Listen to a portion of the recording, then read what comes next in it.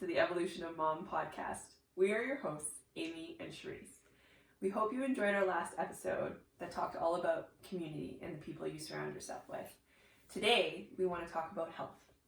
Health is so much more than just not being sick. Yeah, that's a really powerful statement. And the thing is we're healthy until we're not. But that statement also is, what is healthy? People think that being healthy is just not feeling sick, not having a cold, not this, and this. But over the next few episodes, we're going to really dive into how untrue that really is. Yeah. Speaking from experience, health is everything. When you don't have your health, you don't have much. Not being healthy and having like a chronic illness like I have, it takes over your life. Everything is harder. Things are less enjoyable. It's hard to find happiness in moments, and then you feel guilty. There's a lot of guilt that comes along with that. Well, I should have been able to enjoy that more. I should be able to do this with my kids more. I wish I could do X, Y, and Z. And so health really is everything. And health is about so much more than just your physical state. Yeah. So much plays into your health other than just your body. Yeah. I mean, you speak at it from a physical health standpoint because there was a lot going on internal. For me, my biggest challenge was mental health. Mm-hmm. I had struggled for most of the time. And as RMTs, we knew a lot about the physical body. And when I struggled after my first son, I was diagnosed with postpartum depression. And my first go-to was the gym. How can I take care of my physical body that is going to make me feel better? And it is one piece, but it's one piece of the puzzle. Mm-hmm. So we have to address all areas, like that big picture. And that's, I think, where being an RMT has faltered is, yes, it's got us really, really good at addressing the physical body and the concerns of the physical body, but we're missing what's going on with the soul and the emotions. I had patients that would get better and other patients who were the exact same that wouldn't. Mm-hmm. And I started asking what the difference was and educating people a little bit differently. Because if we're holding on to emotional pain, it's going to affect us physically. Yes. And it shows up in every single avenue, right? If we're unfulfilled in our life and we're empty, our soul, then we're not as energetic and ecstatic about life, and then our mental health suffers from it. Mm-hmm. I don't think that connection is being made as often as it should be. Yeah. Right? With mental health comes physical ailments. Yeah. And with physical ailments comes mental health, like a lot. I mean, disease is dis-ease, right? It's there's your body is meant to live at a state of homeostasis, Mm-hmm. of balance. And when we're having disease, there's something that's out of balance. Mm-hmm. And now layering upon it, like you start to realize when there's buried emotions, you have a tendency to hold on to stuff. You hold on to people around you. You hold on to clutter, things like past memorabilia that you can't get rid of. And then you tend to hold on to body pain that you can't get rid of either. Yeah. And so it's this bigger picture, really, that I know like so many people struggle with. Yes, there is so many components that just tie in. And I know that when I started my health journey, I was in the epitome of my RMT training. At the same time, I was deep into my illness, and I was still only looking at it from a physical space. I'm training in a physical space. That's all I've been ever told to look at from professionals, is to look at my body from a physical space. There was nothing coming in of mindset, of what's your environment look like. Yeah, that was the same with being diagnosed with postpartum depression, Mm-hmm. right? They tell you that the easiest way is to exercise, so you increase dopamine and serotonin, but they don't look at what's underneath, Mm-hmm. right? Why are you having that depression? Yeah. I mean, depression is a suppression of self-expression. Yeah. right? So knowing that, you can dive a little bit deeper into it, and you can dig a little bit deeper and find out not just like symptoms, physical symptoms, depression, pain. It's like the fire alarm that goes off, right? We don't treat the fire alarm. We go and investigate and try and figure out where the actual fire is. Why? Yeah. Why is this alarm going off? Right? And that's what our body is. Emotional pain, physical pain. It's the same signal. It's a fire alarm going off, and it's our duty to investigate where that actual fire is. Yeah, and find the root cause, right? And that signal is your body being like, hey, I'm out of that balance. I'm out of that homeostasis. I'm out of where my body as an individual likes to be. And I think it's really important to talk on individualism when it comes to health, because that's exactly what it is. You're different than me. And even if we had the exact same condition, what works for me might not work for you. And we have to constantly, always, with this self-awareness, bring all of our stuff from a space of it as an individual and who we are. Yeah. And I think it's really cool because you look at it from like a different layer, right? You keep layering that puzzle. So you're like, okay, I'm starting to feel good, but that's not all the way there. And so you come circle back around and you look at it from another layer, right? When I circle back around into my mental health, first I addressed my physical health, got dopamine and serotonin going, but then had to go back and look at how I was feeling in my life, how I was showing up in my life, right? I mean, I had to come to terms and to truth with that I wasn't happy with the woman that I was and the relationship that I was.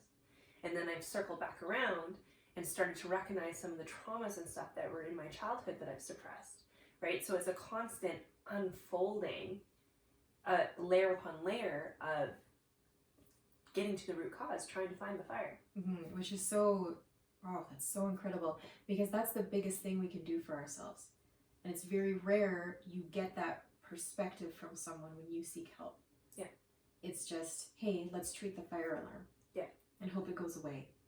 Well, and that's the thing that I found too, right? Like in being an RMT, it puts you in a box because we can only look at the physical body and really one facet of the physical body, right? We're looking at soft tissue. We're looking at manipulating soft tissue.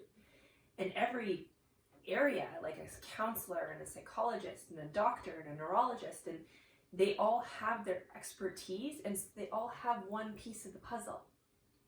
And it's taking those pieces and trying to fit it together to make a big picture. Yeah, which is why it's so important to understand that it is a big picture. It is not just about not being sick. It's about your relationships. It's about your environment. What are you doing in your day? What is your day looking like? What are the people you're being exposed to? What are you putting in, on, and around your body? Yeah. That was the biggest turning point for me in my health. Was I had already started to address the physical in a different way. I had started being an advocate for my own physical health and started taking on things that aligned with me and saying no to things that didn't, even if they were highly recommended.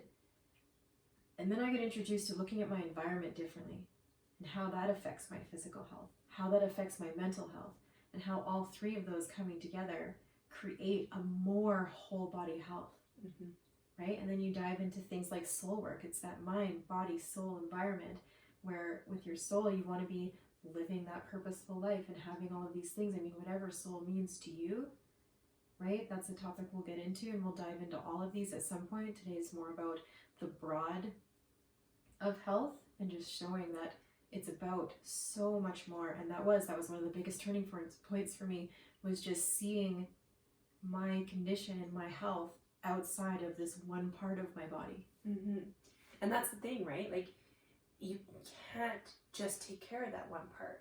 Like, if we were to just give in to the physical, so if we gave in to every physical demand that we had, eat, sleep, movement, we would still be sick and still be unhappy, right? Because it also takes, our soul needs to be fulfilled, which part of soul is human connection. We need to connect with others. Our mind needs to be fulfilled. We need to constantly, humans in fundamental human nature want to be chasing after something. We want to strive for something. We're looking for excellence, right? So we have to feed that mind, body, and soul. Mm-hmm. And our body physically rewards us for those things. When we connect to people in a loving way, our body releases oxytocin, which is a hormone that gives us very good positive feelings. When we reach goals and have wins and celebrate our wins, our body releases dopamine. It's telling us, and it's, you know, like, do these other things and I'll reward you with this happy hormone. Like, physically, it's, oh my gosh. The body's amazing. It's amazing. I'm always so amazed at the body. And I could learn more and more about the body every day. I mean, we know a lot about the body, but I love diving deeper into the connections of everything. I mean, even with my condition, I was always told, well, we're just going to look at this part of your body. Yep. But, you know, now I'm a big advocate for, like, your whole body affects one part of your body, and one part of your body affects your whole body, right? Your gut health matters. Your liver health matters. Your stress. What stress does to you physically matters, and all of those things affected my condition, and no one had ever talked to me about that. I know. It's just, it's not made aware, right? And the body has an incredible capacity to adapt and to survive. But survival isn't how we're actually meant to live, right? We're not supposed to just be okay. Our bodies are meant to thrive, and they're thriving when they're in that balance. And they're in that balance when we address all those areas, and not only just address them, but integrate them. Yes. Bring them all together and allow your body to function as one. You become your higher self. Yes. Oh my goodness. I think a really powerful exercise that has worked for me on many occasions, helped me develop my self-awareness and where it is that I am in this moment and where I want to go, is picturing what health means to me as an individual, and then picturing on a scale of 1 to 10, where am I right now? Why am I there? You know, if you're a really high number, you should still assess why you're there, because that's good. You're obviously winning. Keep doing those things. But if you're at a 2, a 3, a 4, it's good to assess, why am I here? Because instinctually we know we're going to get a few answers right away. We're going to get a few answers if there's a lot of stress in my life. I need to sleep more. You know, we instinctually know. And then it's important and powerful to visualize what a 10 looks and feels like to you. Not just what it physically looks like, but what does it feel like, right? Are you light? Are you joyous? Are you energetic? It's a really powerful visualization. It is, and it's not just asking yourself 1 to 10 how healthy I feel, but like break it down even more. On a scale of 1 to 10, how mentally healthy am I right now? On a scale of 1 to 10, how physically healthy am I right now? And on a scale of 1 to 10, how spiritually healthy am I right now? Right? Like, if you break it down into that process, you can kind of see what areas that you maybe are neglecting. Right? You can feel really good physically, but still be suffering on the inside. I suffered on the inside for a long time. I had people that told me, like, they would compliment me and whatever, especially when I was working out, and physically I felt really good.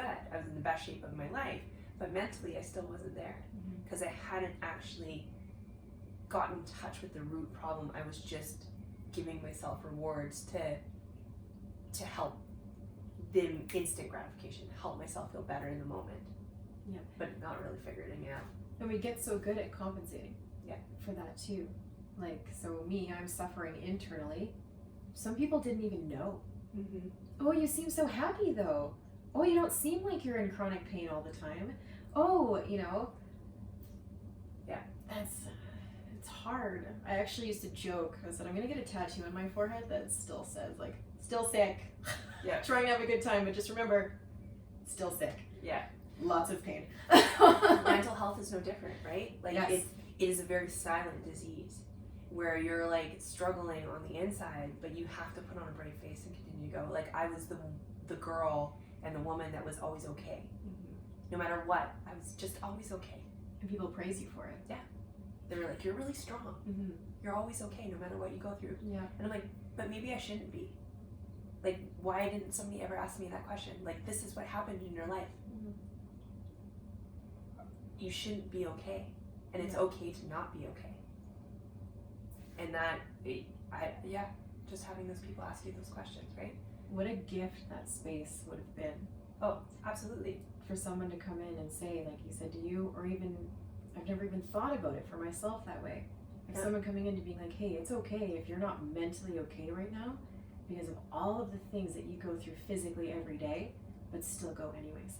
Yeah, it blows my mind, right? Like, because I can think of when I was a 13-year-old girl and my parents split up, and we spent some time away from school, but when we came back, it was like, are you okay? Mm-hmm. Well, yes, I'm okay, right? Nobody asked me, nobody gave me permission to say it wasn't okay.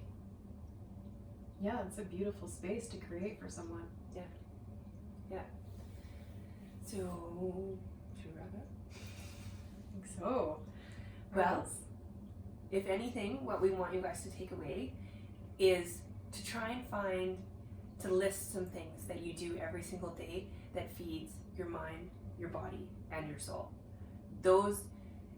Each area needs to be fed every single day, and it's so vitally important for that. Mm-hmm.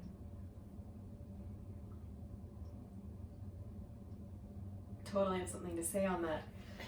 What was it? Making a list every single day. No, it's gone. Well, and that's it. I had something. Oh, were you going to talk about being an advocate and Yes. taking charge? Thank you. You are in charge of your own health. It's one of those things where we're going to talk about this a lot, about that self-awareness and how that, self-advocacy, but you are in charge of that. You are responsible. People are going to offer to help you along the way, but it's not the same help that you can give yourself. And you have to keep going. There are people in your life that will, tell you that, well, it's okay, this is your life now. You just need to embrace this. I know it's the worst. There are a million modalities out there that can help you. You have to have the strength to keep going and to keep saying, this one didn't work for me, next. Yeah. This one doesn't align with me, next. You have to keep going. You deserve to feel your best. Yeah. The people around you deserve for you to be at your best. And there's no reason to not keep going and diving into that journey. There's really no reason for that. Like, I mean, you don't have to settle for what you're in now. Yes. Like, that's one of the most frustrating statements as a therapist that I would hear. Well, this is just my life now. This is I guess this is what 60 looks like. I think you should always be striving to be better, right? And striving to figure it out. If something doesn't work, it doesn't mean other things won't. That's right. So continue on that journey. And it's okay if it's little steps at a time. Yeah. And as always, don't forget to put yourself first. You can't pour from an empty cup. We want to thank you for watching this episode or listening to it. And if you found value in it, or you know somebody that needs to hear it, please share with us. And thank you for joining us. Yeah, our next episode, we're going to break this down even further over the next few episodes. Actually, next week's all going to be about your body. We're really excited about that one. We always like to extend our community to everybody. We have a community on Instagram. We love going live every Friday night, checking in. We have a community on Facebook that we are building where we are going to host Zooms once a month to create a more intimate, safe space for you to come and share what you need to share and feel heard. And we honestly always want you to reach out if you feel like you need to. You can reach us on any of those platforms. And The links are in the show notes. So thank you. The links are in the show notes. I don't know what that means, so I always forget to say it, but that's exciting. And we are 100% here to hold that space for you if you need to talk, if you need to hear something talked about. We actually offer free 30-minute calls as well to anyone who would just like to get to know us. We would love to get to know you and hear whatever it is that you feel you need heard. We are here for you. We always like to give a huge shout out to the Next Level University, Kevin Absolutely. and Alan. We appreciate your guys' coaching and your coaching on this podcast so much. Yes. Couldn't do it without you. Thanks, guys. Thank you. Bye. Bye.